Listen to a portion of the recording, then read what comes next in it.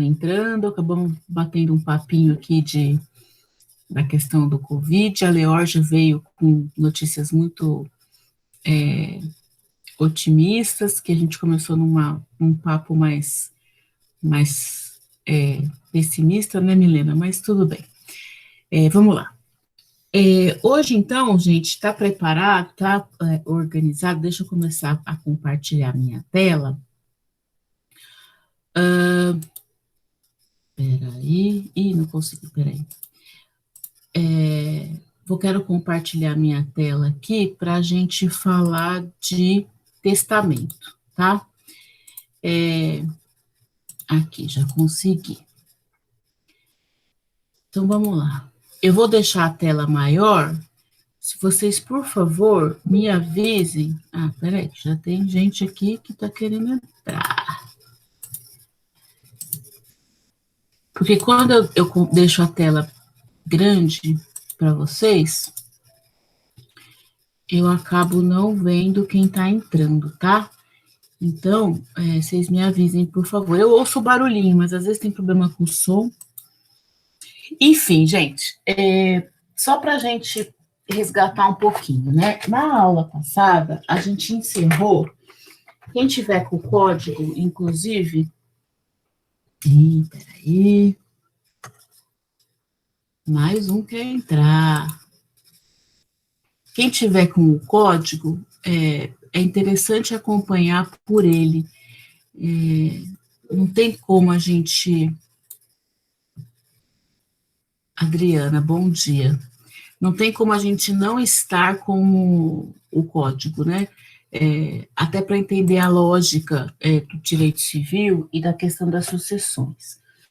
Até porque eu vou resgatar só um pouquinho o que a gente até teve um congresso, eu participei aí de um congresso de direito de família, que a própria professora Janaína, Viviane promoveram pela universidade no sábado, e eu menciono isso e eu acho importante, embora seja repetitivo, enfim, para a gente fixar, né? É importante a gente acompanhar a nossa aula com o código em mãos, até porque vai fazendo sentido, né? Vai caindo a nossa ficha em relação à lógica do direito civil. Então, a gente tem o livro 4 que fala da questão da família, e a gente vai entrar no livro 5 que fala a questão das sucessões.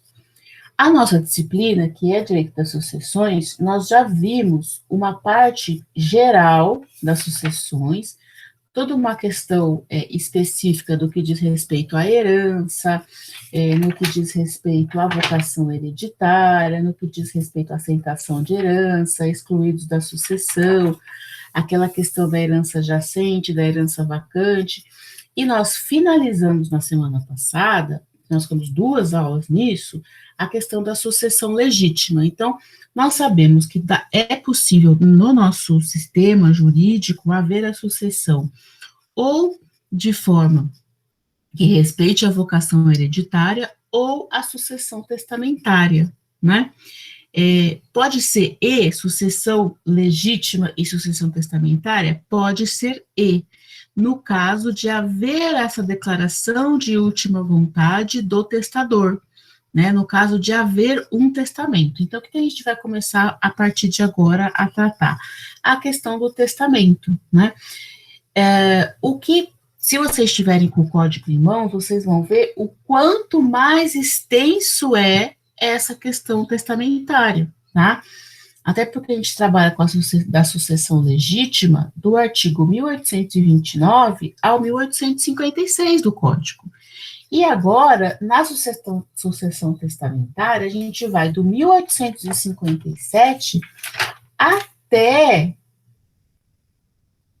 o 1990, porque depois começa a questão do inventário, da partilha, enfim. Então, assim, é mais extensa essa parte, eu tenho que me organizar, na verdade, para trabalhar com vocês nas aulas, a ponto da gente não ficar só falando de testamento e não trabalhar a questão da partilha, até porque a gente já está pelo meu cronograma aqui, na metade do semestre, pasme, né? A gente fica meio surpreso com isso.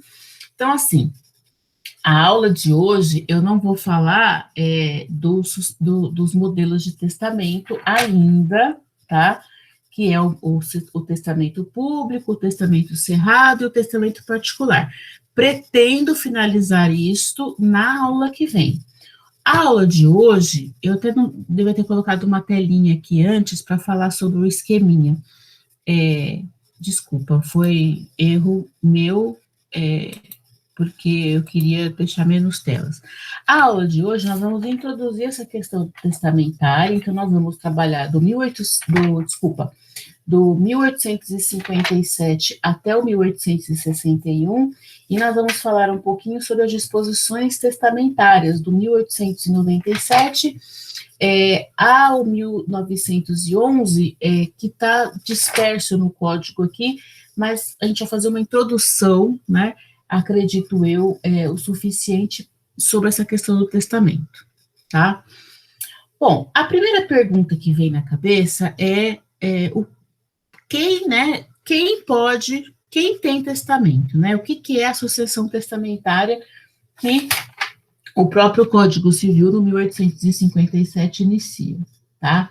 O 1857 já fala o seguinte, que é o que está agrifado aí em amarelinho. Toda pessoa capaz pode dispor por testamento da totalidade de seus bens ou de parte deles para depois da sua morte, tá? Então, calma aí, vamos aos poucos. Primeiro, o que significa testar, tá? A ideia de testar, nesse contexto, é dispor, é formalizar, que é o que se chama de testamento, para quem vai ficar, vamos dizer assim, os seus bens. Esses bens podem ser de forma total ou de forma parcial, após o evento morte. Aí vocês vão falar assim, bom, mas espera aí, o caput fala de forma total ou parcial? Sim, o caput fala de forma total ou parcial. No entanto, o artigo não é só isso, né? O artigo tem um parágrafo primeiro, que fala assim, a legítima dos herdeiros necessários não poderá ser incluída no testamento. Então, o que significa? Significa que quem tem herdeiros necessários, nós já vimos quem são esses herdeiros necessários, é a tal da legítima. Então, essa legítima não pode ser objeto do testamento. O que significa que, realmente, você só pode dispor de quem tem herdeiro, volto a dizer, quem tem herdeiro necessário só pode dispor de 50% dos seus bens. Isso, ele contradiz, diga. Ele contradiz, né, professor, então, né? Ele contradiz o caput do artigo aí. Se toda pessoa Exato. Ele coloca a exceção, percebe? Ele fala que toda pessoa capaz pode da totalidade dos bens. Depois ele vem embaixo e fala, mas se tiver a legítima, não pode ter a totalidade. Pode. Isso. Só que assim, a gente já sabe disso também, porque se a gente está estudando sucessão, a gente já sabe que lá no 1789, na parte das disposições gerais da sucessão, fala isso, inclusive, né, que se houver herdeiros necessários, esse testador só pode dispor da metade dos seus bens. Então, na verdade, assim, por isso que a nossa interpretação do sistema legal, e no nosso caso aqui especificamente do Código Civil, ela tem que ser uma interpretação abrangente, tem que ter uma interpretação do todo. Olha o risco que a gente tem de pegar um artigo isolado, um caput de um artigo isolado e dar a informação, por exemplo, ou para um cliente ou uma interpretação, né? A gente acaba incorrendo em erro.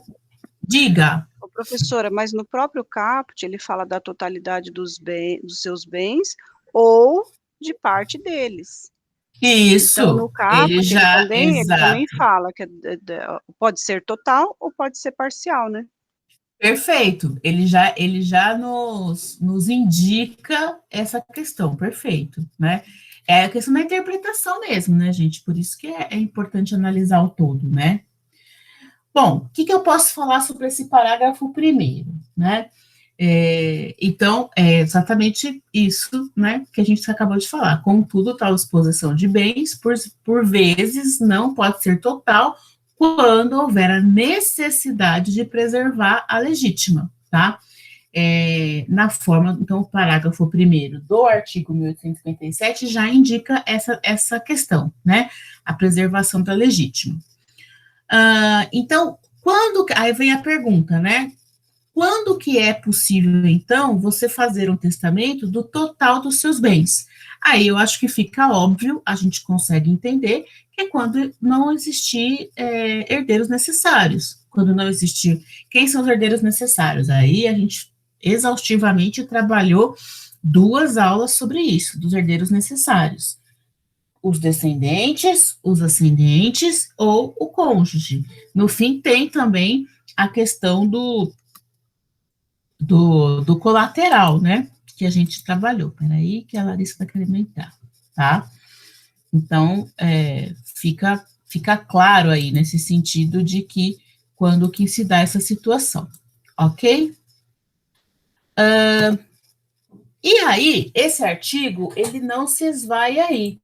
Na verdade, a gente encontra também um parágrafo 2º, que fala o quê, né?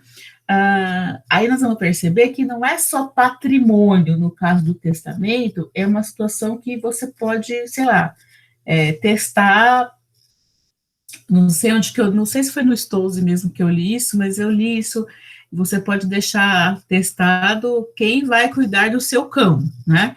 Então, assim, o que o parágrafo 2º fala? Que são válidas as disposições testamentárias de caráter não patrimonial, né? Ainda que o testador somente a ela se tenha limitado, né? Então, assim, o que acontece? Acontece que o testamento, ele é um meio hábil para manifestar a vontade de um conteúdo que não é econômico. E aí a gente tem, então, encontra situações, não é um costume, a gente já falou sobre isso, não é um costume, não é uma prática recorrente no nosso sistema jurídico. Há países, por exemplo, que têm uma tradição muito mais evidentes em relação a testamento, né? O próprio Estados Unidos tem uma situação mais evidente, assim, as pessoas utilizam mais essa prática. Eu diria que a gente percebe muito as pessoas que têm um patrimônio maior, enfim, né, que querem, que tem uma orientação também, né, sobre essa disposição de última vontade mais adequada, tá? Então, portanto, né, o que acaba sendo, o que é um testamento? Se a gente for pensar, ele nada mais é do que um negócio jurídico de alguém que unilateralmente é um negócio jurídico, porém é um ato unilateral, porque a pessoa, o evento morte é inevitável, né? Porém, há uma possibilidade de você planejar esse evento morte para mencionar, manifestar a sua vontade para quem você quer abrir mão, ou para quem você quer transferir essa propriedade dos seus bens, tá? Então, por isso que se fala que é um negócio jurídico unilateral, que declara a sua vontade, segundo pressupostos de existência, validade e eficácia, tá? Com qual intenção? Justamente com a intenção de dispor, ou em todo, ou em parte, a gente já viu, né, que em parte, em todo, na verdade, somente se não houver herdeiros necessários, dos seus bens, né? Bem como determinar situações não patrimonial, né, o que o Stolze coloca como diligências de caráter não patrimonial para depois da sua morte.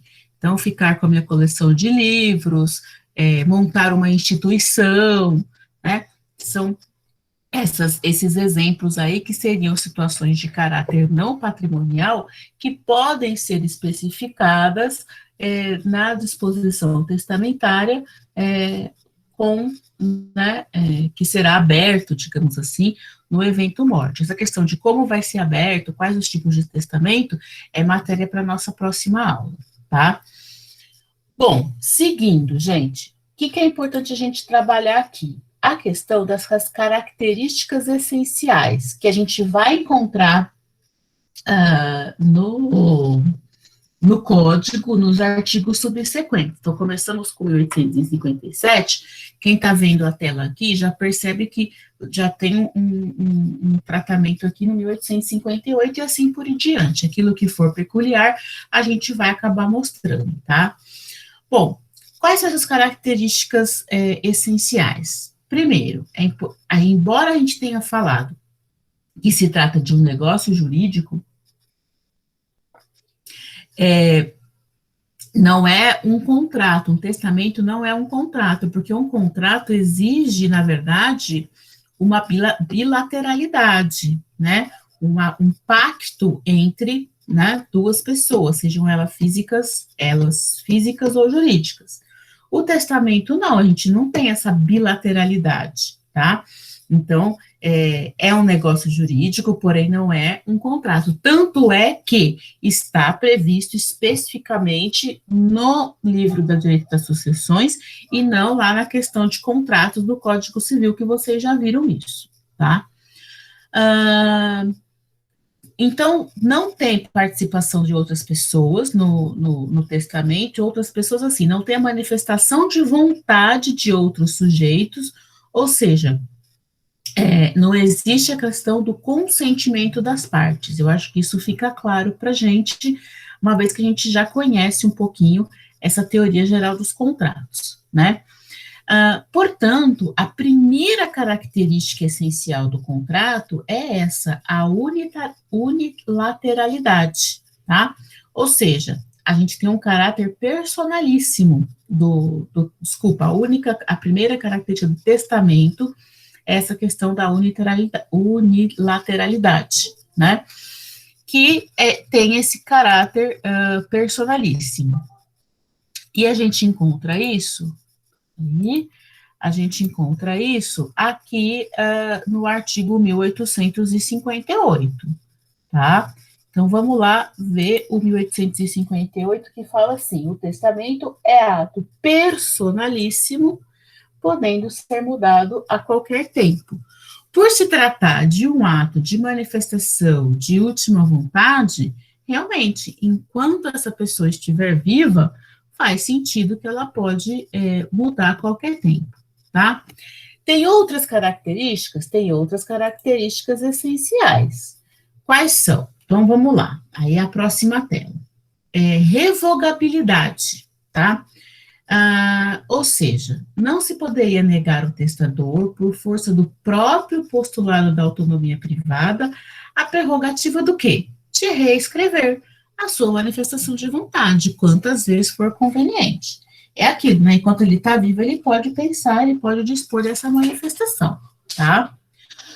Uma outra característica que é essencial é a questão da solenidade, da formalidade, né? Ou seja, depois vai ter uma tela lá na frente que a gente vai falar sobre isso, que assim como o testamento, assim como o casamento, né, são situações que o código exige uma formalidade grande, né, é um grau extremo de formalidade. Isso também está presente em outras legislações aí no mundo, né, estrangeiras. Outra característica, gratuidade, né, ou seja, o beneficiário, gratuidade no seguinte sentido, né, não é que o testamento é gratuito, não é isso, existem taxas cartorárias, enfim, tá, depois a gente vai ver na questão do público, do cerrado, do particular, mas a gratuidade no sentido do seguinte, aquele que é beneficiário do testamento, não, por isso que não é contrato, né, não tem uma contraprestação, tá, não é como acontece na maior parte dos contratos, onde existe sempre o quê? Uma contraprestação, né? Por exemplo, do contrato de compra e venda, tá? Então, só para a gente rememorar, as características essenciais estão aqui, tá? Unilateralidade, eu grifei de amarelinho. Revogabilidade, solenidade e gratuidade, né?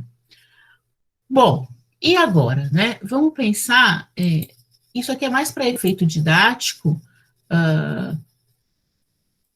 até porque o código deixa isso claro, mas eu acho que ajuda a gente a falar de modalidade classificatória, tá? O código em si, ele prevê duas formas possíveis de classificação do testamento, justamente em função da sua circunstância de elaboração. Então, a gente vai ver uma forma ordinária, que é elaborada, né, em uma conjuntura normal, de acordo com a preferência do testador, e uma forma extraordinária, porque existe uma circunstância peculiar que necessita ser feito esse testamento. Vocês vão entender a hora que vocês forem ver isso. Aí eu já coloquei na próxima tela, mas vocês conseguem acompanhar isso pela legislação, tá? Se vocês estão com o código aberto, vocês vão ver o seguinte, que existem as formas ordinárias de testamento, que está aqui no parágrafo 1862, ou seja, a forma comum, a forma normal, a forma onde a pessoa planeja, vamos pensar assim, planeja dispor, né, de um ato de disposição de vontade, tá? Então, a gente vai ver que as formas desse testamento ordinárias são o público, o cerrado e o particular. Está previsto aqui no código. Se a gente for andar, verificar no código um pouquinho mais, eu vou encontrar o capítulo 5, lá no artigo 1886, eu vou ver lá testamentos especiais. Aí eu vou descobrir aqui, ó, que testamento especial é o marítimo, o aeronáutico e o militar. Olha que interessante, tá? Então, e a gente tem toda essa disposição aqui no código. Então, de acordo... Aí, volto para essa tela aqui para vocês entenderem. Opa, peraí. De acordo com a função da circunstância de elaboração, o testamento é ordinário ou extraordinário, né? Então, se ele é elaborado numa situação comum, numa situação normal, o testamento ou é público, ou é cerrado, ou é particular. Agora, se o testamento é elaborado numa circunstância extraordinária, né, por conta da dificuldade da vida fática da vida do testador, é o que eu vou encontrar aí o testamento de forma especial, marítimo, aeronáutico e militar, tá? Professora, esses são testamentos ordinários. O público, o cerrado particular. Esse cerrado seria fechado? Isso, exatamente. Ah, eles usaram uma palavra espanhola, mais ou menos aí, cerrado. Tá. A nossa língua tem origem latina, né? Do mesmo jeito, né? Tá. O espanhol também, enfim, né? A gente vai discutir isso, tá lá no artigo 1868, como é que ele é, enfim, tá? Mas é só para a gente entender essa questão, se a gente acompanhar o código, a gente consegue perceber essas formas diferenciadas, né? Vamos lembrar que essa é uma aula introdutória, né? Então, a gente tem que ter essas noções gerais para depois ver a diferença de cada um deles, tá bom? Bom, o que eu preciso abordar ainda com vocês? A questão da validade, né? Aplicável no testamento. Então, eu tenho aqui algumas características em relação a como considerar, digamos assim, um testamento válido, tá? Então, a gente vai começar com a manifestação da vontade, depois a gente vai falar sobre capacidade de testar, depois nós vamos falar sobre o objeto do testamento, depois a gente vai falar da forma prescrita em lei e dos prazos das ações de invalidade de testamento, tá?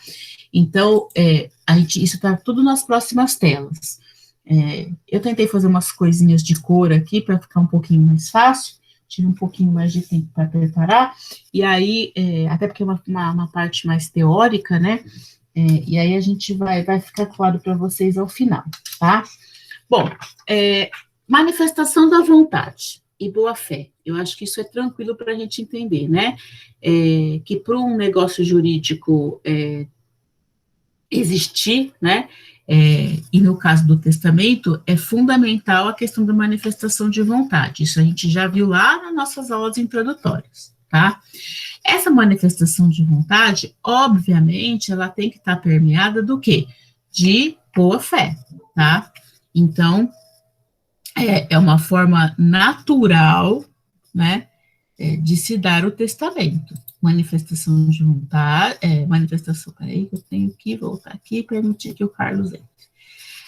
Manifestação de vontade e essa manifestação de vontade emanada de forma livre, boa fé, né? Outra característica outra questão necessária para o testamento ser válido, tá?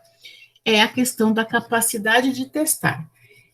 Isso é interessante, até pensei em pôr uma questão, um tema aqui, nessa parte, para vocês fazerem lá do exercício conforme a gente tinha combinado, né? Da semana passada, de hoje, da semana que vem. Mas aí eu deixei uma bem facinho para essa semana, depois eu comento. Vai chegar uma hora que a gente vai ter esse assunto, aí eu comento, essa é a questão da gente, para vocês fazerem, para entregar semana que vem, para valer os 2 pontinhos. O que é essa questão de capacidade de testar? Para o negócio jurídico ser considerado válido, a pessoa tem que ter a plena capacidade, né?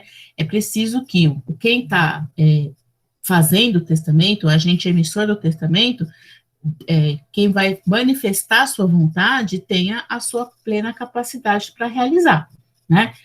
Para sua realização, ou seja, isso significa que aquele que é incapaz não pode testar, tá? Aquele que não tem pleno discernimento das suas faculdades mentais, né, não pode fazer testamento. Isso onde que eu encontro? Artigo 1860 do Código Civil, tá? Tá lá, além dos incapazes, não podem testar os que, no ato de fazê-lo, não tiverem pleno discernimento. Só que aí vem essa questão, parágrafo único, podem testar os maiores de 16 anos. Sendo que a nossa maioridade civil é 18, né? A gente sabe que são o quê? São relativamente capazes, não é isso? Os maiores de 16 e menores de 18. Então, o código está falando assim, se você tem mais de 16 anos, você pode fazer, né, pode manifestar sua última vontade. Mas aí, será que a pergunta que eu ia fazer para vocês é um pouco dessa discussão que vocês vão encontrar diversas questões na doutrina mais, né? Na jurisprudência nem tanto, mas na doutrina vocês vão encontrar isso, né?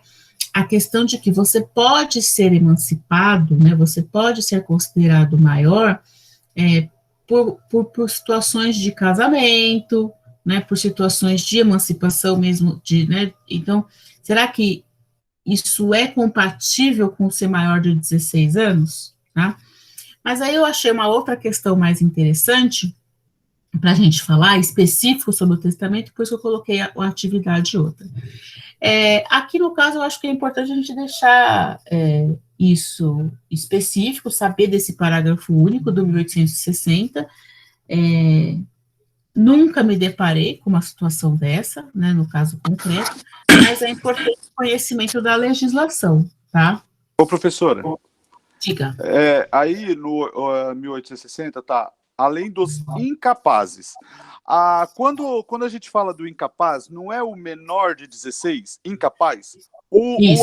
O acima de 16, ele é relativamente incapaz. Ele é relativamente capaz, né? Ele é relativamente capaz, Então, aqui, como não está falando do relativamente capaz, então, por isso que ele pode testar. Seria isso? Por isso que o 16 anos... Por isso que 16 anos poderia. Né? Ou seja, o caput, ele deixa muito claro que somente os incapazes não poderiam testar. Perfeito. É isso aí que eu pensei, porque então abaixo de 16 não pode testar. De 16 para cima já pode. Perfeito, perfeito. Mas aí a situação é o seguinte, o código deixa muito claro, então, que tem que ter, você pode testar, você pode ser maior de 16, mas você consegue, a grande questão você consegue ser emancipado, né, menor de 16 anos pode ser emancipado, não pode? Não. Então, ele pode... Pode. Pelo que a professora que dá aula na terça-feira, não pode mais. É só a partir dos 16. Para se emancipar, para poder casar, para poder... só a partir mas no código... mas no código de 16, isso podia. Certo? O Código Civil de 2002 é novo, mas o Código Civil de 16 podia. Não é nem o de 2002, parece que é uma decisão recente. Recente, não, é recente, é do Estatuto da Pessoa com Deficiência, tá? Isso foi... Peraí, eu vou até falar isso para vocês. Isso foi depois... Eu acompanhei bastante essa discussão, eu só não estou me pegando aqui com a data, mas tem essa questão, portadoras de... Não, transtorno mental...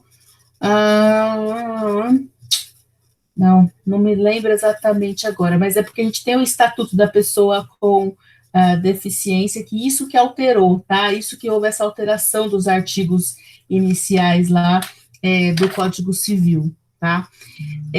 Então, essa discussão aparentemente ficaria superada, tá? A discussão ficaria superada com a alteração dessa questão pelo Estatuto da Pessoa com Deficiência. Concorda comigo?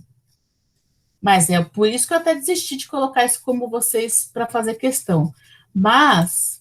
Peraí que eu não me conformo de não lembrar a data desse estatuto, que alterou...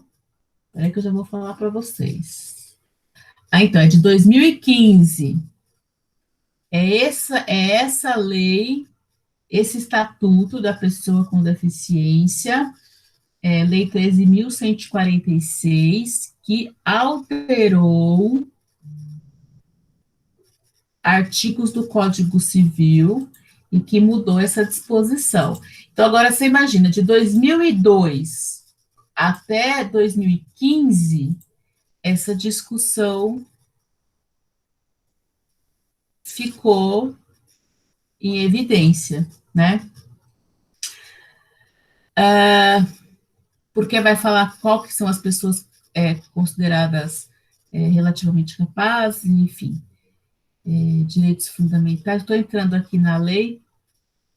Eu lembro que eu estudei bastante, até tinha um artigo do Tartucci sobre isso. Espera aí, eu vou pegar exatamente quais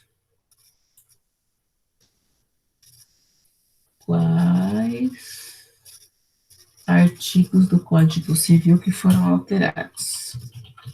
Vocês não lembram, não?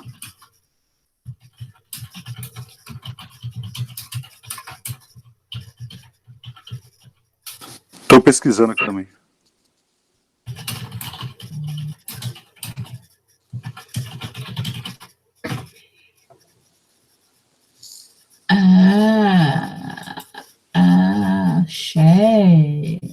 Achei.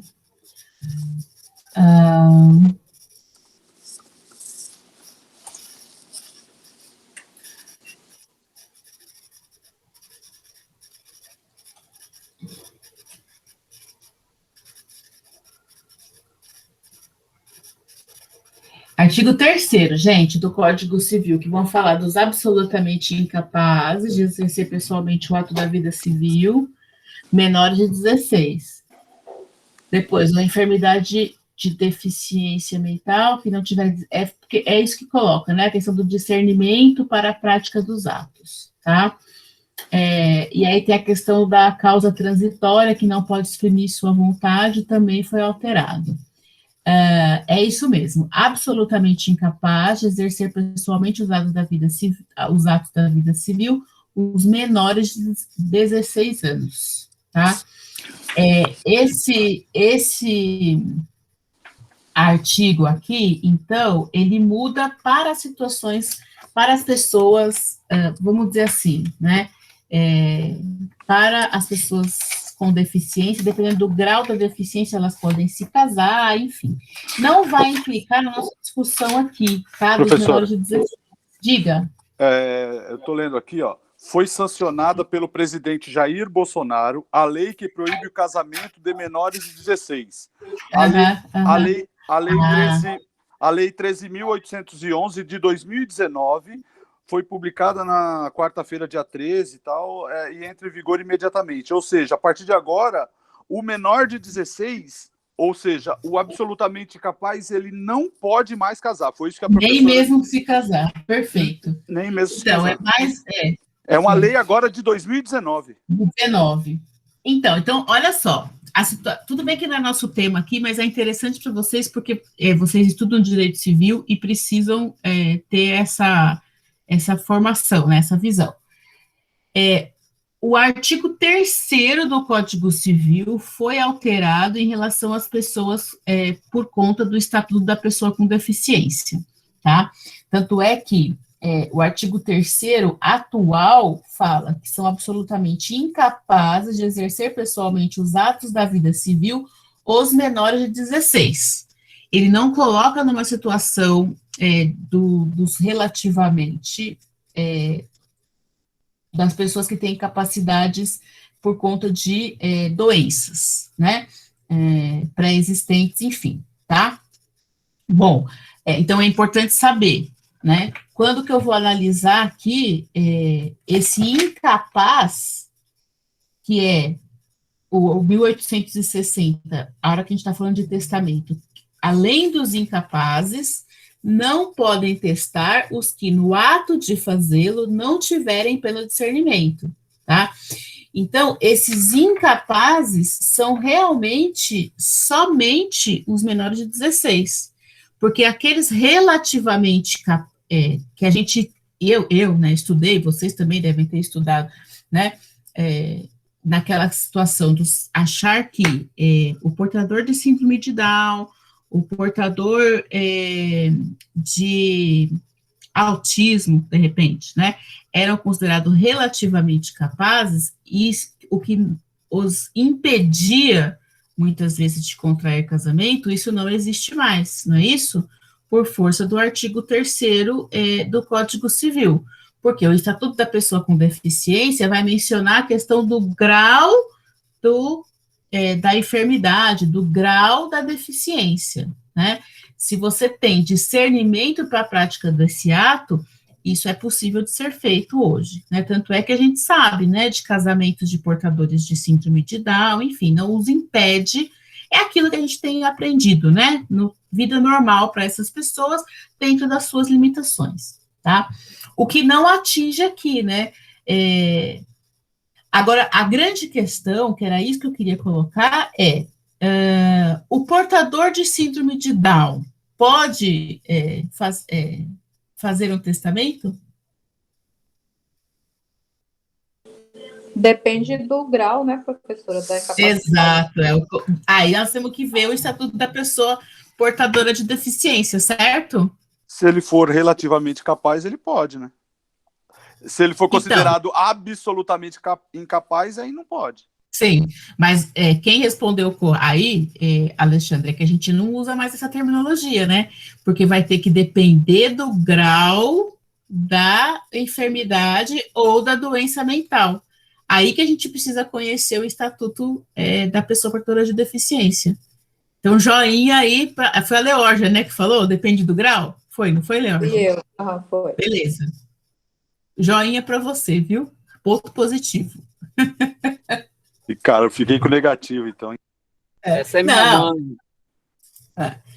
Vamos lá. Então, fizemos um parênteses aqui na nossa discussão, mas é importante, né? A gente tem que fazer esse raciocínio, porque o direito se entrelaça, né? Não tem jeito, que a gente tem que ter essas fundamentações. A gente rememorou aqui uma questão, tá?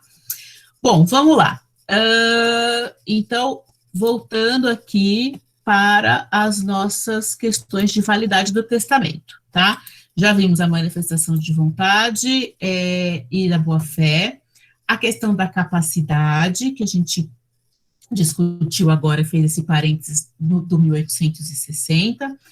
O próximo item necessário para a validade do testamento é o objeto, tá? O que a gente pode discutir aqui?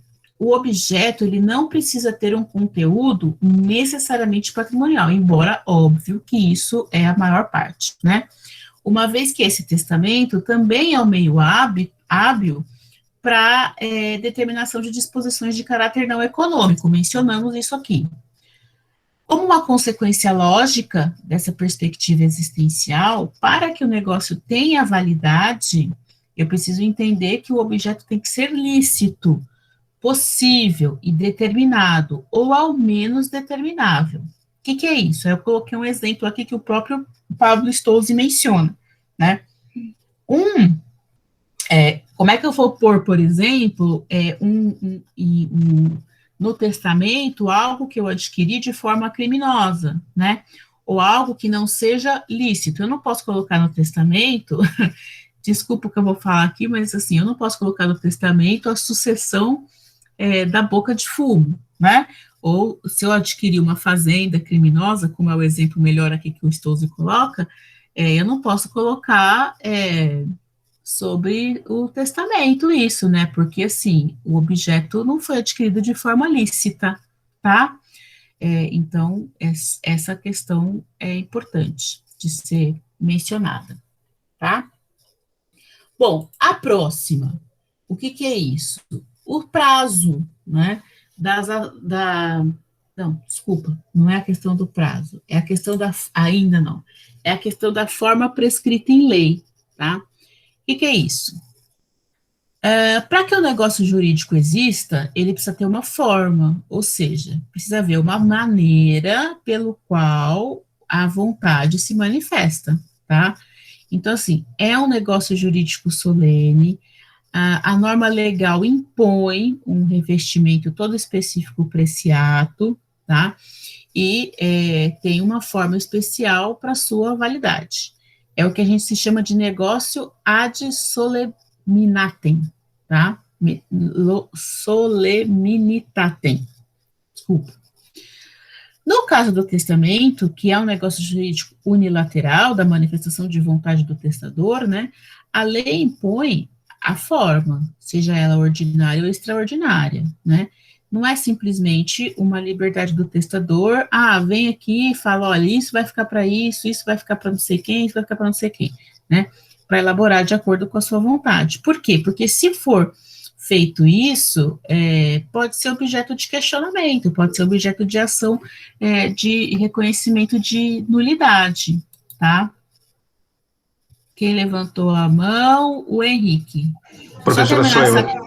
Diga, meu. Desculpa interromper, não é pergunta, não. É que eu preciso sair, professora, eu preciso levar minha mulher no hospital. Eu deixei avisado aí. Tem chamada ou não? Como é que é, professora? Pode deixar que eu coloco presença para você. Me conta uma coisa, mas tá tudo bem? Tá tudo bem, professora, tá tudo bem. Tá bom? Tá bom. Obrigado, sem problemas, professora. tá? Muito obrigado. Já até anotei aqui, tá? Tá bom. Não quero atrapalhar. Imagina, vamos lá. Espera aí, gente, que eu tô anotando, que eu sou daquela que eu preciso do caderno, se eu não anotar, eu fico desesperada.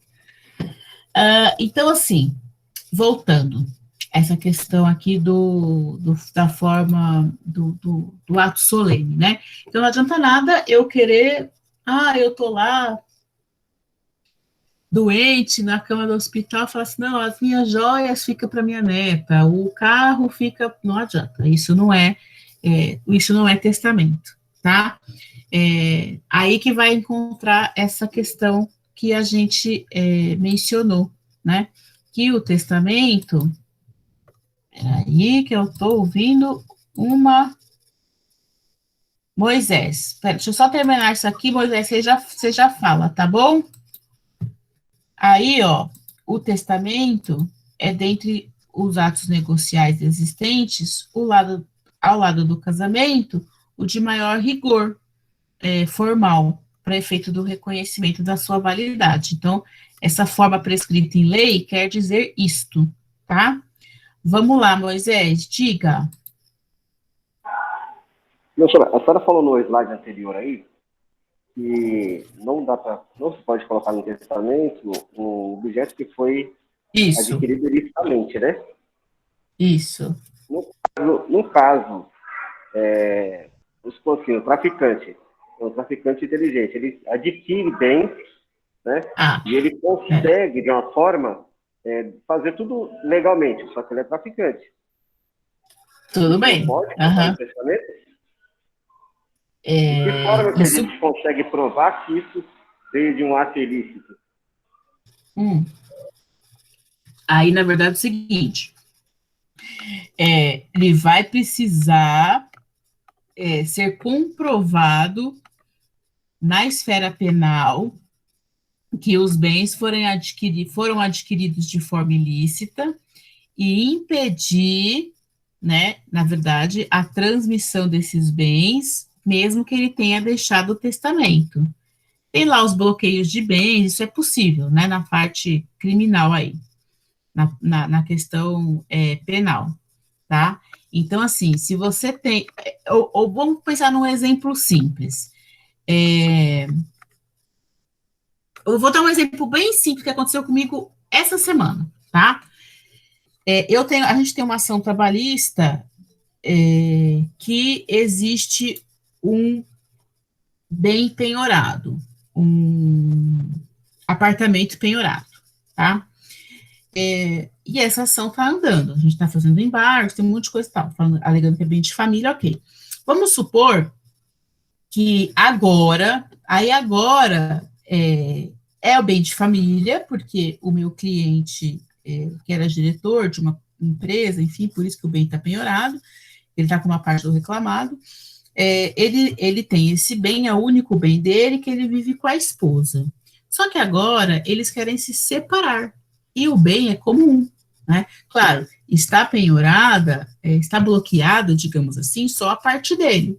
Mas é o que a gente acabou de mencionar, assim, a gente só pode pensar numa regularização dessa separação em relação ao imóvel, a hora que a gente tiver o desbloqueio desse imóvel, tá? Porque, por enquanto, o imóvel está bloqueado nessa ação judicial, em que pese que a parte da sua esposa não está, só a sua parte da meação, certo? Isso funcionaria da mesma forma numa situação de testamento.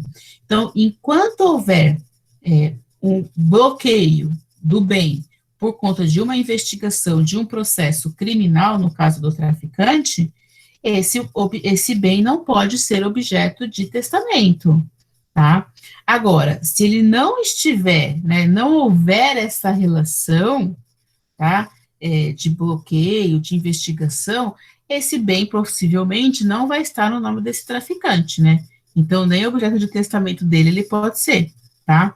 Deu para entender um pouquinho essa analogia que eu fiz? Sim, deu. No caso que eu estou falando para você, o cara é traficante e ele consegue ter bens, passa para o nome da esposa, essas coisas, ele, nessas condições, então, mesmo sendo ele traficante, ele consegue passar isso para o nome da família, certo? Então, ele consegue ter isso como propriedade futura. A minha dúvida então, é saber... Mas veja bem, Moisés, se ele passa no nome da família, se está no nome da esposa, quem pode testar, quem pode colocar esse testamento, quem pode colocar em testamento esse bem é a esposa e não ele, certo? Entendi. Né? Entendeu? Okay. Então, assim, a propriedade é de quem tem a propriedade, né? Ok, beleza. Tá?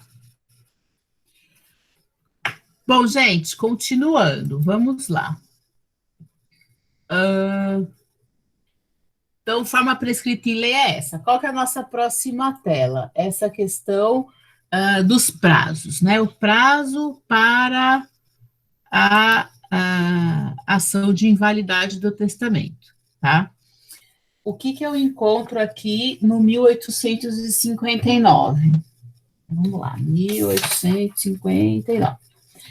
Extingue-se em 5 anos o direito de impugnar a validade do testamento, contado o prazo da data do seu registro. Então, assim, olha, Da forma como está redigido esse dispositivo, tem que interpretar que ocorre, então, o prazo decadencial de 5 anos para impugnar o testamento, tá? No que diz respeito a qualquer requisito de validade. Então, que a gente acabou de ver, essa questão do ser, fazer, né, ter uma forma prescrita em lei, ter um ato, né, realizado de forma solene, o objeto tem que ser fruto de um objeto adquirido de forma lícita, tem que ter, a pessoa que faz o testamento tem que ter essa capacidade de testar, e tem que ser um ato de manifestação de última vontade e de boa fé, tá? Aí, a questão, né, do vício de consentimento, ela é muito complicada. Então, assim, olha, por que não se aplicar o prazo também, então, para anulabilidade decorrente de vício de consentimento, tá? Aí eu vou encontrar um outro artigo no Código que vai falar de 4 anos. Então, peraí, eu tenho o prazo de 5 anos para impugnar a validade do testamento, e eu tenho o prazo de 4 anos previsto no 1909 em relação a vício de consentimento. Que está aqui, olha, artigo 1909. Extingue-se em 4 anos, caput, isso eu estava lendo o parágrafo único, caput, são anuláveis as disposições testamentárias inquinadas de erro, dolo ou coação. Parágrafo único, extingue-se em 4 anos o direito de anular a disposição, contados de quando o interessado tiver conhecimento do vício, tá? Então, deixa eu só voltar para outra tela, para a tela anterior, para vocês fixarem isso. Em relação à validade do testamento em relação a esses requisitos que a gente acabou de ver, né? Objeto, capacidade de testar, forma prescrita em lei, enfim, o prazo para questionar essa validade é de 5 anos. Só que aí, quando a gente vai falar de vício de consentimento, isso está no 1909. A ação é de 4 anos, tá? Só para o prazo decadencial é de 4 anos. Só para vocês lembrarem desses artigos, 1859 e 1909, para vocês lembrarem essa questão que, né, pode ser objeto aí de questionamentos, tá? Bom, vamos lá para a parte agora do testamenteiro, né? É uma parte introdutória ainda para a gente falar sobre as espécies de testamento. O que é esse testamenteiro? Se eu estou, ela está lá na frente, ó, quando a gente vai pular um pouquinho esses artigos, tá? Porque a gente está falando de uma parte introdutória, uma parte geral.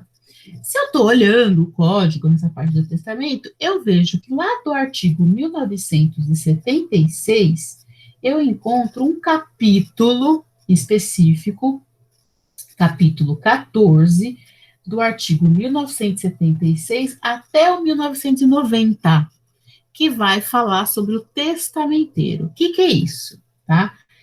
O que é isso que o Código reservou tantos artigos lá nas disposições testamentárias em geral? O que é o testamenteiro? Testamenteiro, gente, eu faço uma analogia muito grande, até porque eu trabalho bastante com isso também, com falência, recuperação judicial, eu faço bastante analogia em relação ao administrador judicial, né, na massa falida no processo de falência. Mas é uma analogia que eu que faço, tá? A legislação, em momento algum, faz essa analogia, nem a doutrina. Mas o que ele é? Ele é uma pessoa, ele é um sujeito, ele é a pessoa designada pelo testador ou nomeado para o juiz, no caso de, porque a gente vai ver mais para frente a necessidade disso ser verificado judicialmente, com a intervenção, inclusive em algumas situações do Ministério Público, para fazer cumprir a disposição de última vontade desse testador, tá? Como que o testamenteiro pode ser escolhido? Então, eu vou lá para o 1976. O testador pode nomear um ou mais testamenteiros, conjuntos ou separados, para lhe darem cumprimento às disposições de última vontade. Então, é a pessoa que vai o quê? Administrar, digamos assim, esse testamento, fazer esse testamento ser implementado, ser aplicado, tá?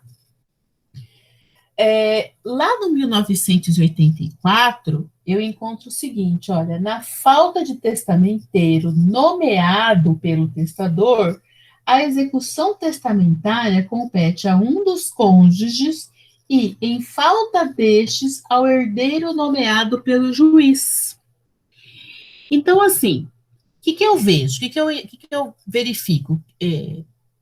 Quais são, né? Quem pode, então, nomear esse testamenteiro? Então, se o testador, é claro, né? Se o testador não nomeia esse testamenteiro, como é que você vai executar esse testamento? Vai competir a um dos cônjuges. Ou, se não houver cônjuge, ao herdeiro, que vai ser nomeado pelo juiz, tá? Uma dúvida que fica para a gente, né? Até para quem não está habituada a acompanhar testamento, que confesso aqui é o meu caso, é o seguinte, quer dizer que o testamento não pode simplesmente, quando houver testamento, ele ser aberto e pronto, né? Na verdade, gente, vamos lembrar o seguinte, é que a gente não trabalhou ainda a questão prática, né, do inventário, da partilha, da sucessão, né, que é o que a gente vai fazer na sequência de trabalhar essa questão do testamento. É interessante a gente perceber o seguinte, para a gente fazer um inventário, por exemplo, extrajudicial, eu preciso de uma certidão do SENSEG, que é o cartório que verifica, né, que é o instituto que verifica a não ocorrência de testamento. Porque se há testamento, né, então o que permite os cartórios hoje fazerem os inventários extrajudiciais, né, é justamente a não existência de testamento. Por quê? Havendo testamento, o cartório não pode fazer esse inventário, tá? Então, significa o quê? Significa que a gente vai ter que fazer, né, vai ter que abrir o inventário na esfera judicial, porque uma parte do patrimônio, uma parte, né, houve manifestação de última vontade do decujus, do morto, tá? Então, só para a gente entender isso, tá? Bom, e vai ter que ter um testamenteiro. E quem é esse testamenteiro, então, se não houver essa nomeação do testamenteiro pela própria pessoa que está fazendo o testamento, né? Vai ser o cônjuge, ou na falta do cônjuge, o herdeiro que o juiz nomeia, né? Quem que pode exercer esse ofício? A princípio, qualquer pessoa capaz que é designada como testamenteiro. Não há impedimento que esse testamenteiro seja o herdeiro ou seja o legatário, tá? Mas também não tem problema nenhum se nomear alguém que é estranho a essa questão hereditária, enfim, tá? É uma atividade personalíssima, esse testamenteiro não pode delegar isso, né? Embora se admita uma representação por meio de mandato, tá? Por meio de procuração. Vamos lá. E o 1895, o que ele fala? Entender um pouquinho mais sobre esse testamenteiro, tá? 1895. O encargo da testamentaria não se transmite aos herdeiros do testamenteiro, nem é delegável, mas o testamenteiro pode fazer-se representar em juízo e fora deste, mediante mandatário com poderes especiais. Já mencionei isso, desculpa, na tela anterior, tá? É a explicação de que ele pode ser representado, enfim, né? Mas que não se transmite, que é um ato personalíssimo, tá? Bom, e as atribuições desse testamenteiro? É uma questão de grande responsabilidade, óbvio, né? Não, como eu já disse, não tendo cônjuge ou não tendo herdeiro necessário, o testador tem uma prerrogativa de conceder ao testamenteiro a posse e administração da herança, ou parte dela. Qualquer herdeiro pode requerer partilha imediata, devolução da herança, habilitando o testamenteiro com os meios necessários para cumprimento dos legados, ou dando uma caução de prestá-los, aí conforme estabelecido legalmente, tá? O 1878 explica isso, olha, tendo o testamenteiro a posse e administração dos bens, incumbe-se-lhe requerer inventário e cumprir o testamento, tá? Então, essa é, sem dúvida, eu acho que nesse artigo aqui a gente encontra, sem dúvida, a principal atribuição desse testamenteiro, que é fazer cumprir o testamento. Tanto é que ele, tendo a posse de administração desses bens, ele vai ter que requerer o inventário e vai ter que cumprir, tá? O 1981 deixa ali, olha, compete ao testamenteiro, com ou sem concurso do inventariante e dos herdeiros instituídos, defender a validade do testamento. Essa eu diria assim, a principal, por isso que ele existe, na verdade, né, para cumprir a manifestação de vontade do instituidor, né, daquele que resolveu fazer um testamento, tá? Agora vamos lá, o 1987, está aqui, tá, gente, a nossa grande questão,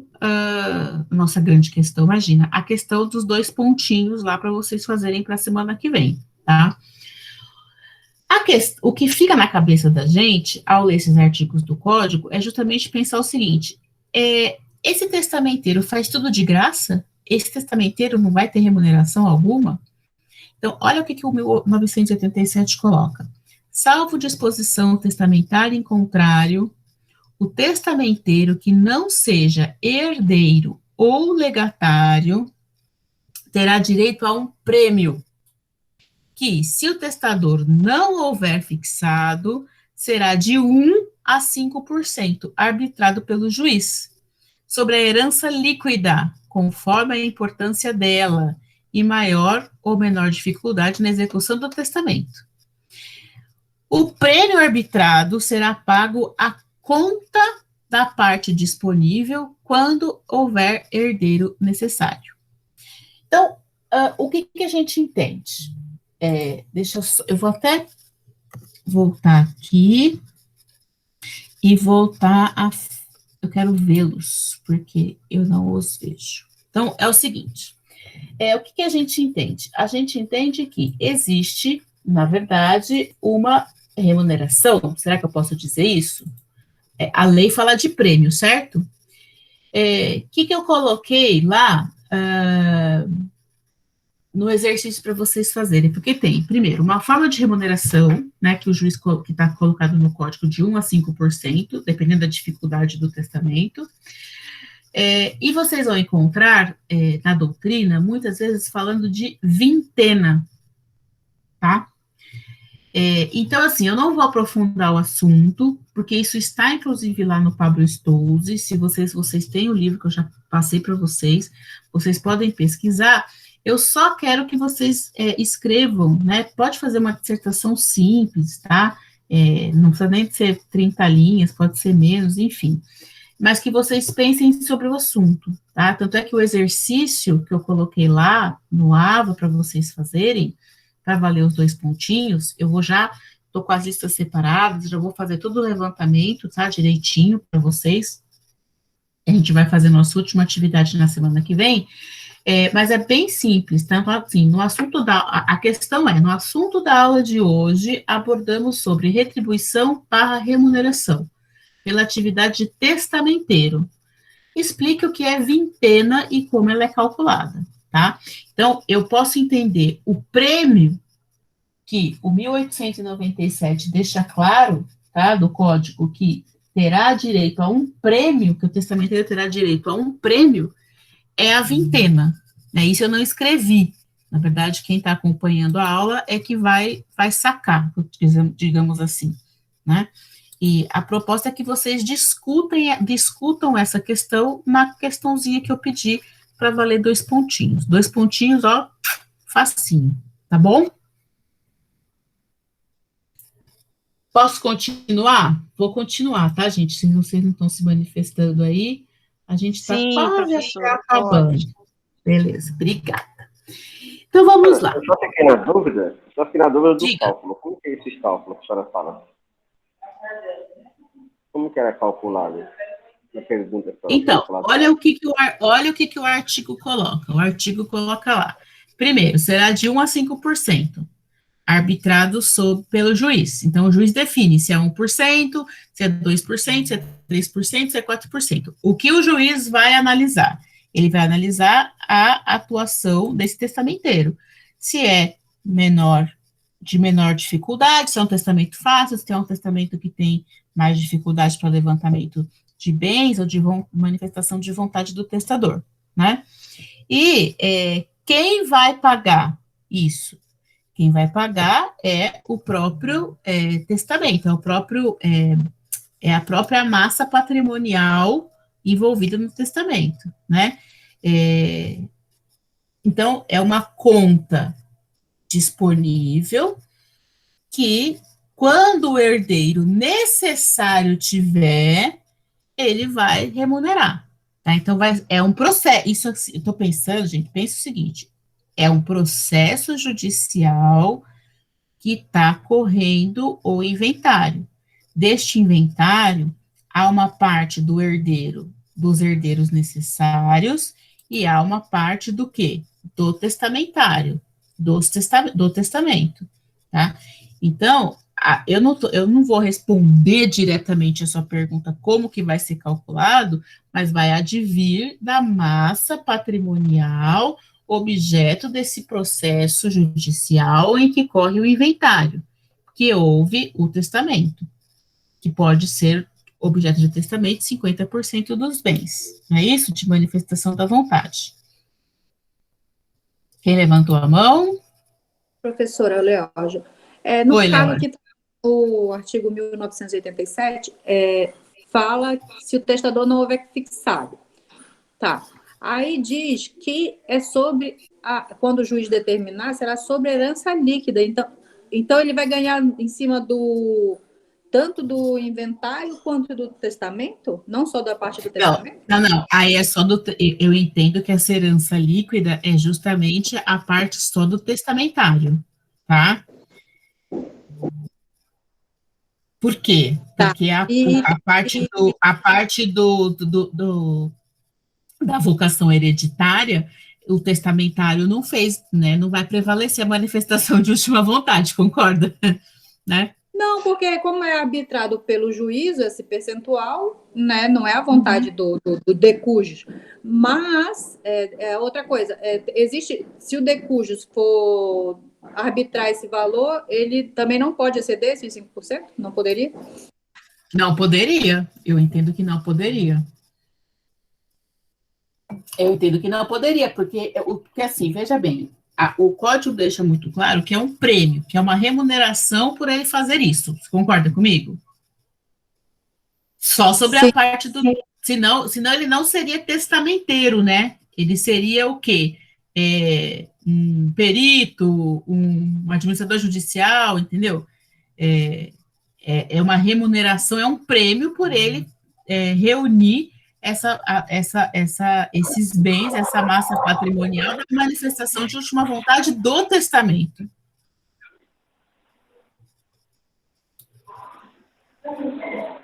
Certo? Tá. Fala, Moisés. Eu dei uma lida lá também, um pouco mais à frente, que pode ter mais de um testamenteiro. Entra nessa questão sua também, no caso dessa divisão de 5%, ou não? No caso, eu teria que escolher um, né? Na falta de um, tem um outro, não é isso que está lá no... Deixa eu usar um pouco mais pra frente, lá quando eu li, acho que tem isso. Não, sim. Entra com os dois? Esse de 1 a 5%, eu entendo que esse de 1 a 5%, ele tem que ser dividido entre os testamenteiros de acordo com o seu trabalho. Então, o que está a entender no código que é algo arbitrado pelo juiz. O juiz poderia colocar assim, olha, 3% para o testamenteiro X e os outros 2% restante, do qual eu posso arbitrar, é para o testamenteiro Y, entendeu? Aí é uma interpretação que eu estou dando, vai depender do caso concreto, de acordo com a avaliação do processo em si, entendeu? Entendi. Tá mais claro. Nessa pergunta Porque sua, esse é o limite da lei, né? A lei coloca o limite de 1 a 5%, arbitrado pelo juiz, sobre a herança líquida, conforme a importância dela e maior ou menor dificuldade na execução do testamenteiro. Bem Aí, claro, subjetivo, né, professor? sim, completamente. Vocês concordam comigo que completamente a critério de manifestação, a critério de análise, né? Até porque é subjetivo também o que é mais difícil ou menos difícil, mas quem decide aqui, o que dá a entender? Quem decide? O juiz, não é isso? Juiz. O juiz. O juiz. Tá? Eu achei interessante essa questão. Achei os comentários que o Pablo Stolze coloca interessante, por isso que eu quis pegar algo simples, por um lado, mas que suscita a gente pesquisar, tá? Então, assim, eu quero uma resposta simples, no sentido até dessa discussão que a gente está tendo aqui agora na aula, sem problema nenhum, para pontuar mesmo, para pontuar todo mundo, mas para aguçar a curiosidade, né? Como foi aguçado aqui agora, né? Da gente pesquisar, de repente pegar um código comentado, que comente esse artigo, né, e até porque a gente tem uma explicação do porquê vintena, né, é isso que eu queria que vocês lessem lá no Stolze e tentassem colocar aqui na resposta. Aí semana que vem a gente pode até discutir, sem problema nenhum. É que eu queria aguçar a curiosidade para vocês fazerem a atividade, entendeu? Para não ser aquela coisa, que saco, eu tenho que fazer a questão para ter o ponto, entendeu? É só isso, tá bom? Essa foi a intenção. Aí a gente pode até combinar, na semana que vem, a primeira parte da aula, até porque a gente vai ter que fazer uma atividade, eu acho que a gente vai ter que fazer na aula mesmo, por causa do tempo, a gente pode até combinar discutir isso aqui, do que vocês pesquisaram. O que vocês acham? Né? Para aguçar mesmo a curiosidade. Tá bom? Ó, vou continuar, gente, para a gente poder... Prof. Oi. Bom dia. Deixa Bom eu falar dia. uma coisa. Eu me confundi no prazo da atividade da semana passada. Eu estava achando que era até hoje, e foi até ontem.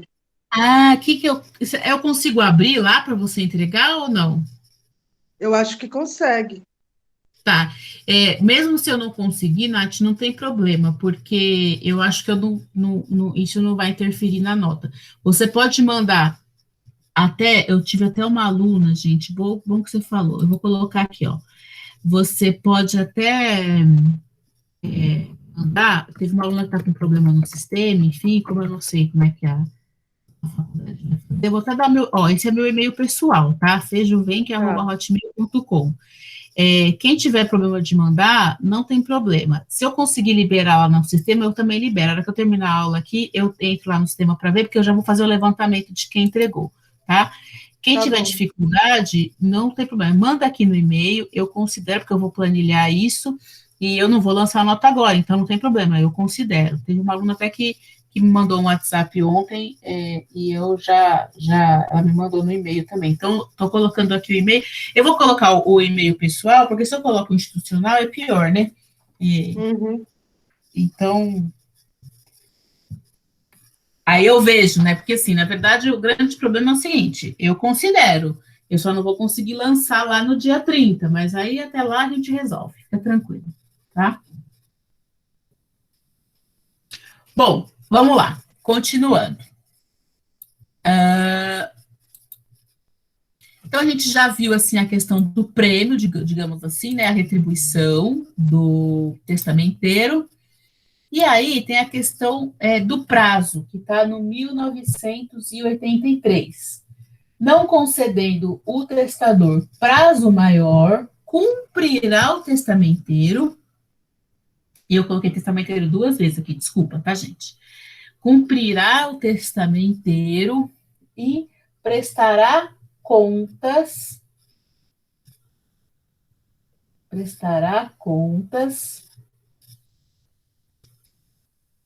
cumprirá o testamenteiro e prestará contas, desculpa, cumprirá, olha só, ninguém falou nada, hein? Não concedendo o testador prazo maior, cumprirá o testamenteiro o testamento e prestará contas em 180 dias, contado da aceitação da testamentaria, tá? Obviamente que em muitas situações esses 180 dias não dá para ser cumprido, e isso é fato, né? A gente não consegue cumprir nem nos processos de inventário, quiçá o inventário que tem só a vocação hereditária presente, imagina num que tem testamento, tá? Por isso que tem o parágrafo único que fala que esse prazo pode ser prorrogado, né, se houver um motivo suficiente. De novo, fica essa questão desse motivo suficiente a critério de entendimento do próprio Poder Judiciário, né, do próprio juiz que está conduzindo o processo, tá? 1980. Vamos lá, o que ele fala? A responsabilidade do testamenteiro.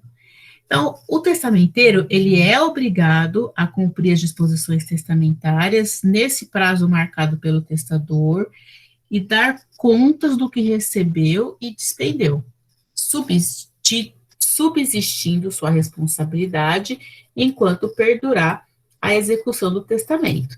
Então, é meio óbvio, né, essa necessidade de prestação de contas, de responsabilidade, de cumprir as disposições, enfim, né, ele é responsável, senão não teria esse testamenteiro, deixaria só a cargo do juiz, por exemplo, tá?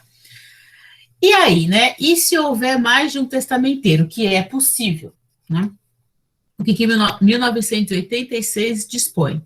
Havendo simultaneamente mais de um testamenteiro que tenha aceito o cargo, poderá cada qual exercê-lo em falta dos outros. Só que todos ficam solidariamente obrigados a dar conta dos bens que lhe forem confiados, né? Salvo se cada um tiver pelo testamento função distinta e a ela se limitar. Então, vai depender da forma do testamento, vai depender da indicação, e quem faz essa indicação de testamenteiro, gente, vamos voltar só para lembrar, quem faz essa indicação do testamenteiro é o testador, tá? Então, o testador ou indica, né, exatamente a responsabilidade de cada um dos testamenteiros, se ele instituir mais de um testamenteiro, e eles vão acabar sendo solidariamente responsáveis se não houver essa indicação, tá? É o que está dispondo o 1986. Bom, e aí? Peraí, quem levantou? Quem levantou a mão? Ninguém? Eu, professora. Bom dia. Vamos lá, Ailton, bom dia. Eu ouvi o barulhinho, só não sabia quem era. Não tem problema. Com relação a ter mais do que um testamenteiro, não há necessidade de se fazer num único ato a nomeação dos dois testamenteiros, certo? Ele pode ser feito ou melhor, através de autos apartados, né? Eu posso nomear um testamenteiro para o meu patrimônio físico e também posso nomear um outro testamenteiro para o meu patrimônio jurídico.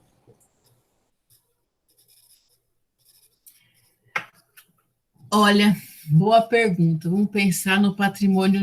Sim, né? A questão sucessória do... É porque, assim, não tem sucessão de pessoa jurídica, né? A sucessão é só de pessoa física. Então, vamos dizer assim... Mas há sucessão de patrimônio, né? Mas há sucessão de patrimônio. Da cota parte, vamos dizer assim, da ação que você tinha, entendeu? É isso, né? Não só da ação, mas eu digo do patrimônio imóvel, por exemplo, ou mesmo não ser imóvel, patrimônio imóvel. Eu posso ter patrimônio jurídico com o meu sócio, entendeu? Dentro, ou melhor, em nome das empresas, e posso ter também ali investimentos em nome da empresa. E aí, na hora de eu promover um testamento, a minha dúvida é, eu posso promover de forma distinta, não necessariamente num único testamento, dois testamentários, ou melhor, dois testamenteiros, mas abrir dois testamentos, eu nomeando um testamenteiro para cada testamento? Eu posso, pelo que eu estou entendendo, é o seguinte, então, mas o que se vai se discutir é a participação desse testador na pessoa jurídica, que ele faz parte como sócio, não é isso? Exato. Por exemplo, eu tenho uma sociedade que compõe aí uma hipótese, tá? Não necessariamente duas, mas 3, 4 ou 5 pessoas num grupo, tá? De sociedade. E aí eu nomeio ali um testamenteiro, tá? Para que ele faça... Para a resolução de como vai se dar a minha sucessão de participação na empresa. Perfeito.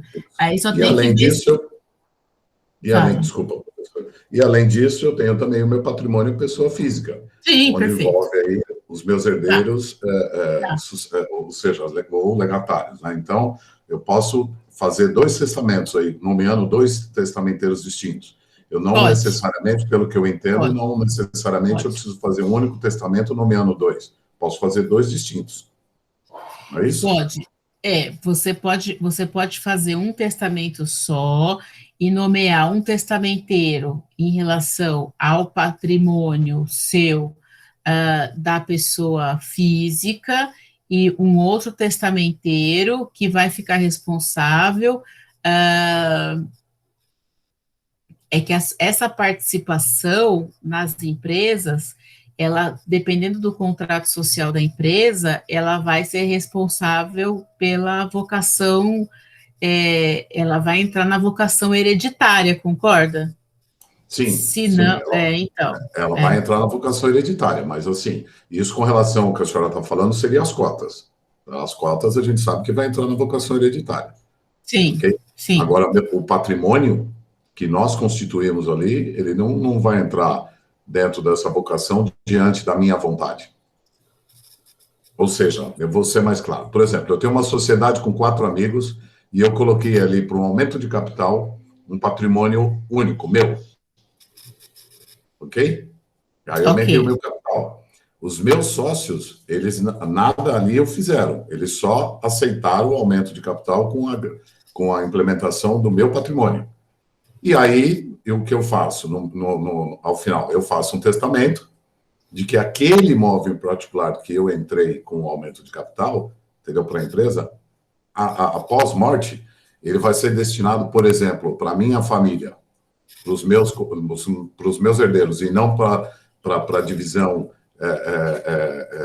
como se diz, única entre os sócios. Eu posso fazer esse tipo de testamento, certo? Ixi, vai dar uma briga isso, mas pode.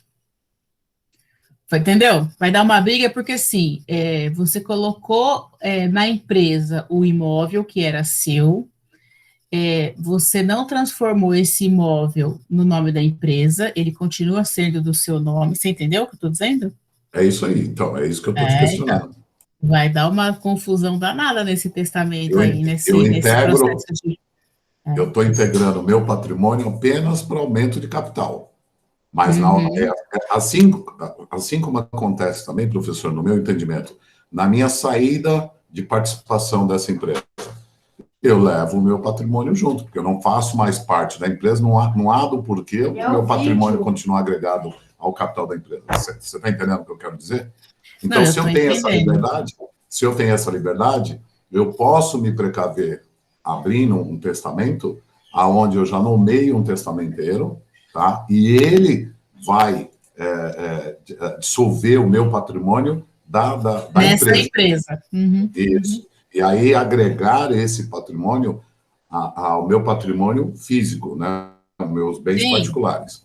E outra, eu te questionei com relação a Na verdade, Ailton, esse bem, ele continua sendo particular, né? Se você fez um efeito pro forma de integralização de capital, desculpa, assim, você ferrou a empresa, né? E favoreceu, né? Aí, na verdade, mas o que eu falei que vai dar uma briga isso é porque os sócios podem questionar essa manifestação de última vontade, concorda? Né? E aí, assim, a empresa pode correr um risco de não manutenção em função disso, inclusive. Sim, eles poderiam até questionar, porém, vale lembrar, eu não estou disponibilizando meu patrimônio particular para que os sócios tenham participação como proprietário, ou seja, como propriedade. Só integrou ao capital para o aumento de capital da empresa. Porque a gente sabe que é normal, professor. Às vezes o próprio empresário, ele vai fazer alguma atividade, ou se vai criar uma empresa, uma IPO, tá, para a Bolsa. Ele integraliza o capital para aumentar as cotas dele, ou seja, o capital social. Sim. Depois, na saída dele, não vai prejudicar absolutamente nada. Por quê? Porque já está dentro do contrato da IPO. Ele pode tirar todo o patrimônio físico e particular de que ele agregou na sua saída. Entendeu, ali? Então, o que eu estou visualizando, no caso de até antes, não prevendo aí, mas já antecipando, através do testamento, a ausência, né, do sócio, ele nomeia um testamenteiro. Ele cria um testamento, nomeia um testamenteiro, onde ele dá para esse testamenteiro a participação, o prêmio, e, agregado a isso, a vontade dele, que seria tirar esse patrimônio da empresa e contabilizar ele no patrimônio físico, né, no patrimônio particular da família, entendeu? Não, entendi. Mas aí eu tô falando, professora, você falou, por exemplo, agora há pouco você citou sobre eu criar um testamento e nomear 2 testamenteiros. O meu questionamento é, dentro dessa mesma probabilidade que eu estou citando, criar 2 testamentos, com 2 testamenteiros distintos, onde eu crio um testamento para a minha empresa e um testamento para os meus bens particulares. É essa a questão também. Eu posso fazer 2 testamentos? Ou eu entendo que não. Ou eu tenho que fazer um agregando 2 testamenteiros? Eu entendo que só pode ser um testamento agregando 2 testamenteiros, porque você é só uma pessoa, né? Entendeu? Não tem como, né? É um ato personalíssimo essa manifestação de última vontade. Mas eu sou uma pessoa, mas eu tenho 2 capacidades civis, uma jurídica e a outra civil. Sim, mas aí que tá. O testamento não é ato de manifestação de vontade de pessoa jurídica, porque pessoa jurídica não tem vontade. É ato personalíssimo, concorda? É verdade. Então tem que ser um testamento só. Um testamento só, né? Não, um testamento com 2. Você está querendo colocar vontade na PJ.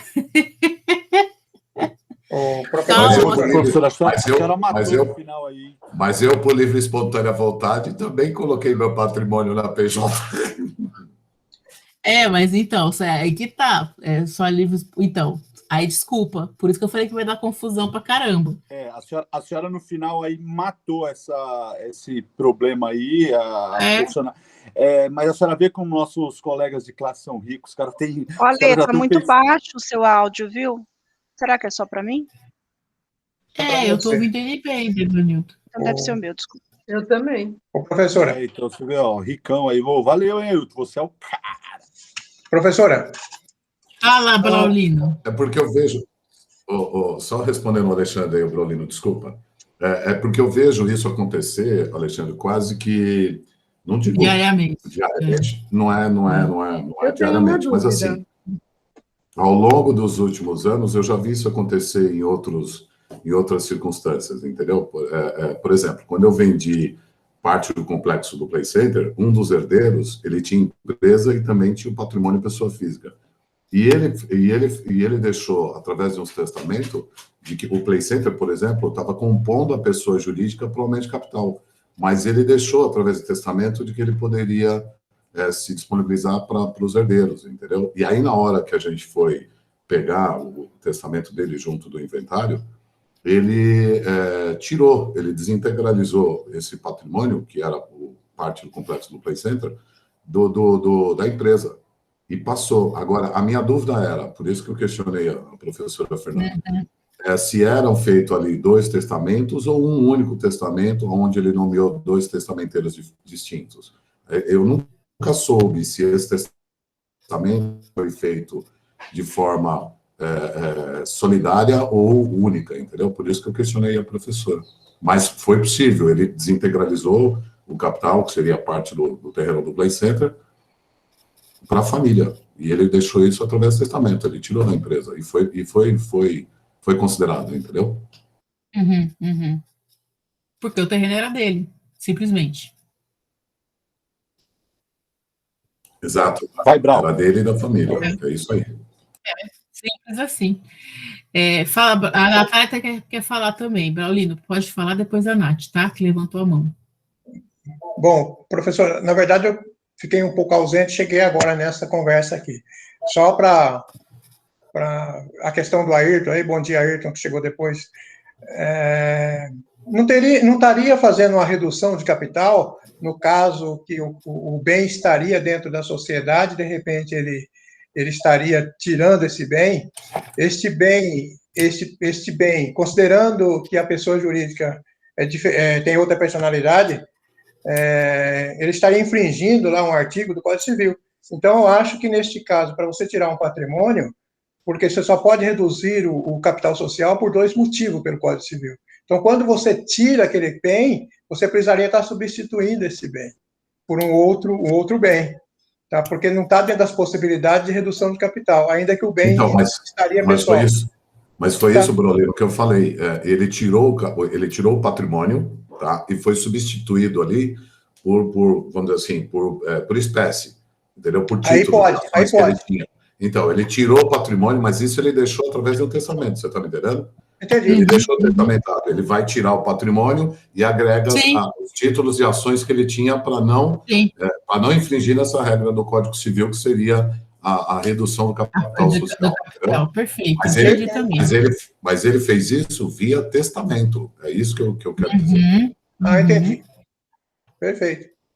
Não, possível. Agora eu entendi também. Legal. Nath, diga, você está com dúvida. Você levantou a mãozinha. Então, a minha dúvida era exatamente essa. Se a pessoa não podia desintegralizar o bem e pagar por ele. Tipo, comprar o bem da empresa e colocar o dinheiro. Mas agora vocês já falaram.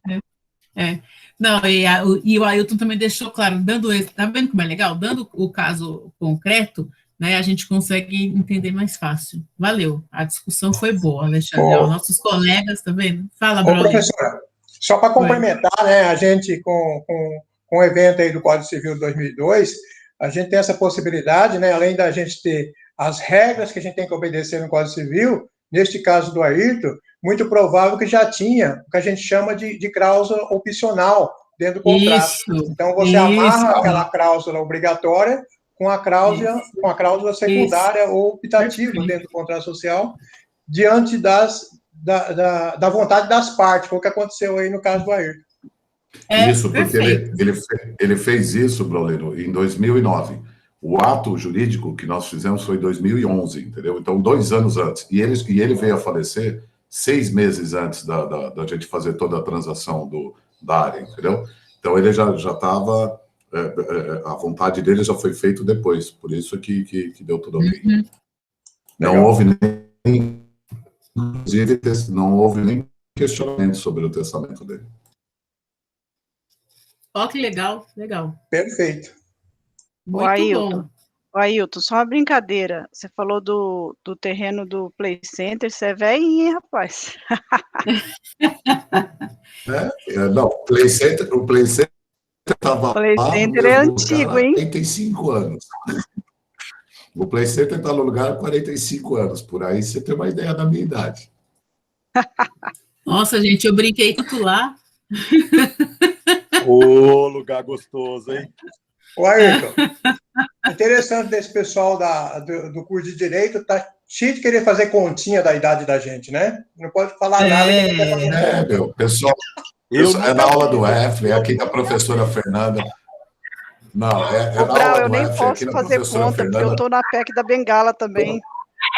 Então, todo mundo está querendo incorporar nós aí, Brolino, na PEC da Bengala, pô. Ai, gente, foi bom. Gente, eu também brinquei no Play Center, então também estou na PEC da Bengala. Também estou na PEC da Bengala também, Nossa, Nath. Nath, você é muito velha, Nath. Você é muito velha. A professora vai encerrar que horas? Vamos lá, estamos encerrando, peraí. Ó, olha essa Leórgia já cortando a professora, mandando ela embora. É que eu vou me desconectar se não acabar, entendeu? Eu estou precisando ir embora. Não, minha querida, nós estamos na tela 22, eu tenho mais 2 telas só, tá? Vamos lá. Posso seguir, né? Então, olha só, gente, a gente já viu a questão da responsabilidade do testamenteiro. Como que vai se extinguir essa questão da testamentaria, né? Da pessoa que exerce essa função, né? Obviamente, vai se extinguir uma vez que cumpriu as disposições testamentárias e prestou contas para o juiz, né? Esse cumprimento das obrigações testamentárias é certificada pelo juiz, depois que ele realizou as diligências, enfim, que foram determinadas pelo próprio juiz e que ele já o juiz formou o seu convencimento, tanto é que ele arbitra aí, que ele vai arbitrar o tal do prêmio, tá? Bom, o testamenteiro, ele pode ser destituído, ele pode renunciar? Pode, tá? Além de terminar naturalmente, então se extinguir naturalmente, de acordo com o seu cumprimento, ele é possível se extinguir se destituir de outra forma. A primeira dela é chamada remoção, que o testamenteiro é afastado porque ele não cumpriu a sua missão testamentária, tá? O que acontece com o tal do prêmio, ou a vintena, que é o exercício que vocês vão fazer? Ele perde, tá? Isso está onde? Está no 1989, que fala: reverterá a herança o prêmio que o testamenteiro perder, por ser removido ou por não ter cumprido o testamento, tá? A outra forma de remoção desse testamenteiro é a demissão, condicionando o quê? Ele se demite e ele presta conta até ele ser liberado pelo juiz. Vai ser ouvido os interessados, vai ser ouvido o Ministério Público, ele faz diligência ao Ministério Público para ver se está correta a prestação de contas, tá? E aí, na verdade, quem toma a decisão sobre esse pedido de afastamento, sobre esse pedido de demissão, e nomeia uma eventual substituição do testamenteiro, é o próprio juiz, né? Enquanto isso, ele permanece no cargo, tá? Gente, isso daqui, essa daqui são as principais discussões que eu queria trazer para o dia de hoje, tá? Leórgia, você precisa ir, fica à vontade, você está com a presença prevista aqui. Obrigada, bom dia, pessoal. Imagina, eu só vou fazer um encerramentozinho. Então, é o seguinte, a gente trabalhou toda essa questão, só para a gente, quem está com o código, tá? Nós trabalhamos toda essa questão do testamenteiro, que é do 1976 ao 1990. Quem está com o código vai ver que logo em seguida já se tem o título 4 da sucessão aqui, que vai falar sobre o inventário mesmo, né? Como é que se dá o inventário. Só que a gente ainda tem que trabalhar as espécies de testamento. Então, por isso que eu coloquei aí, que a próxima aula a gente vai falar sobre os testamentos ordinários, tá? Público, cerrado e particular. Diga, Nath. Não, eu quero saber se quando terminar a aula, professora, eu posso falar com a senhora, em particular. Claro, eu fico aqui, fica tranquila, tá? De novo, Nath, toda a aula. Não se mete, Carlos, não estou falando com você. Nossa, calma. Fogo no parquinho. Valeu, Nath! Aqui é Olha a cara treta, dele. Pois é, eu tô anotando. Ó, enquanto eu tô falando com vocês, eu tô anotando já as presenças, tá? Para vocês ficarem à vontade. Quem Justo, quiser professora, eu conversar já ia comigo, achar que a pode. senhora estava anotando quem é que faz treta. Eu já ia falar, putz, estou na lista negra da professora. Você seria a Que primeira, isso? né? Já falei para você ficar quieto, Carlos. Eu estou falando com a professora, não com você. Ô, Nath, é Ô, velho, Nath. você vai ficar discutindo com velho? Ô, Nath, quer que eu seguro pra você dar porrada, Nath? Agora eu estou Ô, fazendo Nath, Muay deixa eu só Thai, te ele vai falar. ficar meio quebrado. Oi, Pô, gente. não esquenta não, ela é assim mesmo, professora. Carlão, cuidado, ela tá fazendo Não, Muay eu Thai, Carlão. não tenho tempo para ficar pensando nessas coisas. Tem muita coisa para fazer. Fala, Vou professora, a senhora ligar ia para falar, a isso. gente cortou a senhora. Não, eu ia falar isso, que eu não tenho tempo para isso, não. Que isso? Você acha que eu vou anotar? Você acha que eu vou pensar no. Getúlio, beleza, você está presente sim, já anotei. Eu estou aqui. Ó, anotei todo mundo já. Ô, professora, Diga. eu vou fazer uma pergunta, não sei se é pertinente a essa aula, a título de conhecimento. O inventário, sobre inventários, ele pode ser feito via extrajudicial quando a pessoa não tem herdeiros de primeiro grau, no caso, tem somente sobrinhos?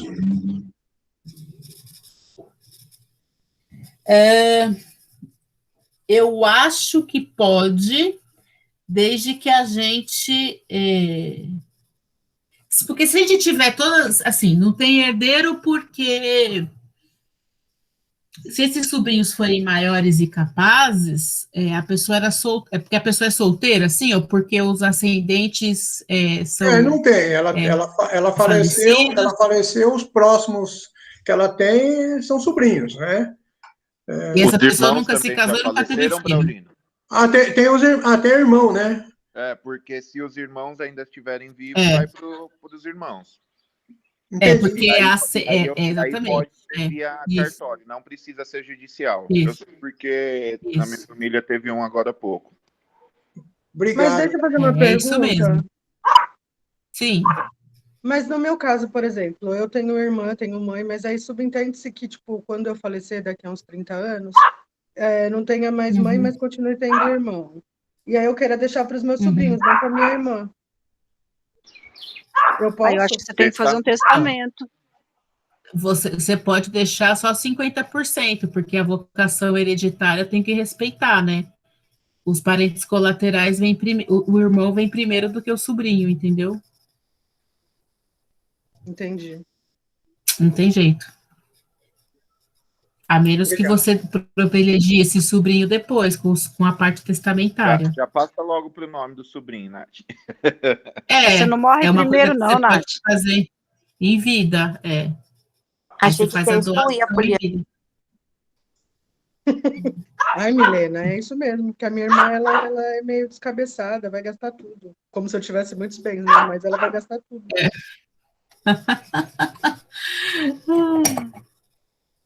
Aí você deserda, né? O carro dele.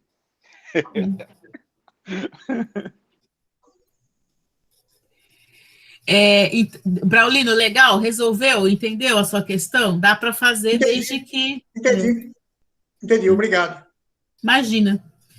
Pessoal, tudo bem? Ô, Braulino, bora fazer a questão e postar. Isso, bora fazer a questão e postar. Vocês podem postar até semana que vem. Essa. Eu estou fazendo questão de uma disciplina e postando na outra, viu? Ah, meu Deus. Não, fica... É muita coisa. Para a gente também... deixa eu parar de gravar. Paloma, já anotei sua presença. Deixa eu interromper a gravação